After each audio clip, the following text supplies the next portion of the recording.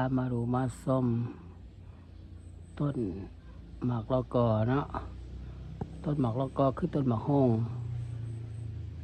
พามาดูมาส้มต้นหมากละกอ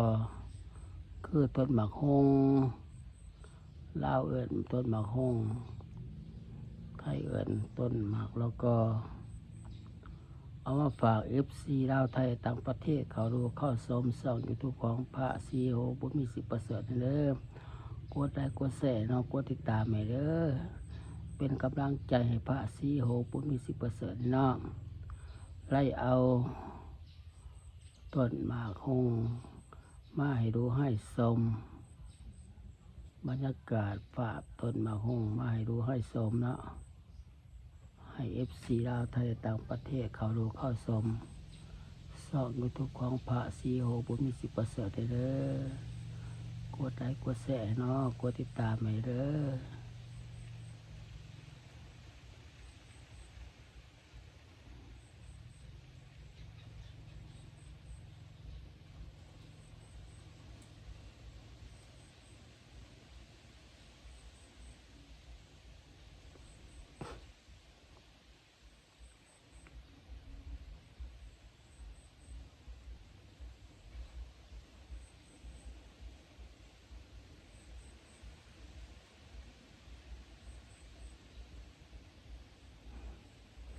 ฝากติดตามช่อง YouTube ของพระซีโอบุญมีสิทธิ์ประเสริฐเด้อกดไลค์กดแชร์เนาะ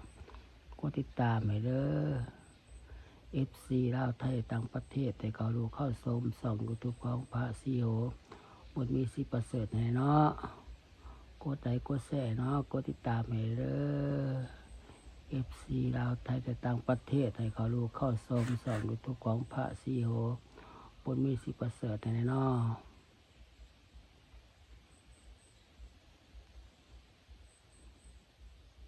บรรยากาศฝากต้นหมากละกอคือต้นมะฮงเนาะไล่เอามาฝาก FC ลาวไทยต่างประเทศเขาดูเข้าชมช่อง YouTube ของพระซีโอบุญมีสิทธิ์ประเสริฐในเด้อกดไลค์กดแชร์เนาะกดติดตามให้เนาะ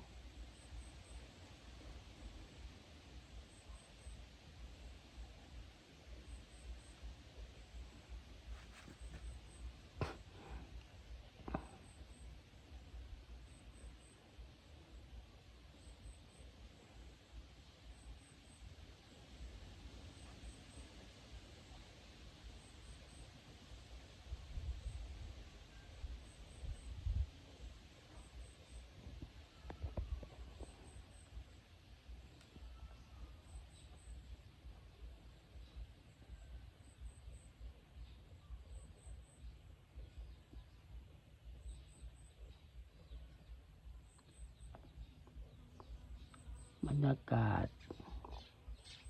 เอาฝากบรรยากาศมาภาพบรรยากาศต้นหมากฮงมาให้ FC ลาวไทยต่างประเทศเขาดูเข้าชมช่อง YouTube ของพระซีโอบุญมีสิทธิ์ประเสริฐเด้อกดไลค์กดแชร์เนาะกดติดตามให้เนาะ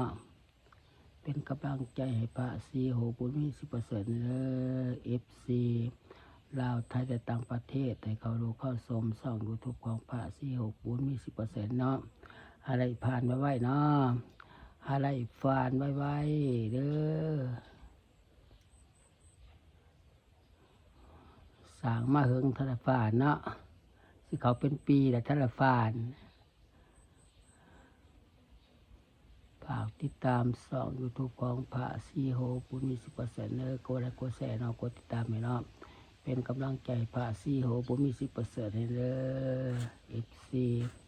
ลาวไทยแต่ต่างประเทศให้เขารู้เข้าชมช่อง YouTube ของพระซีโอบุญมีสิทธิ์ประเสริฐให้เนาะ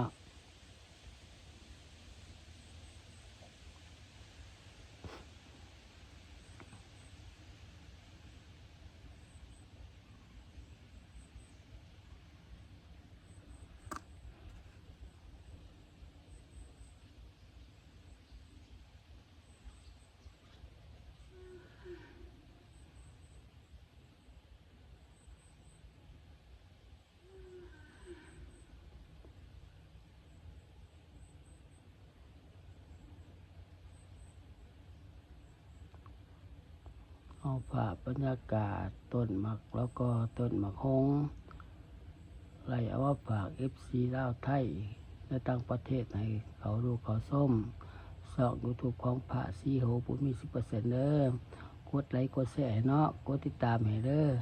เป็นกำลังใจให้พระสีโหผู้มี 10% เด้อคลิปนี้กับพระสู้ก็ลาไปก่อนบ๊ายบาย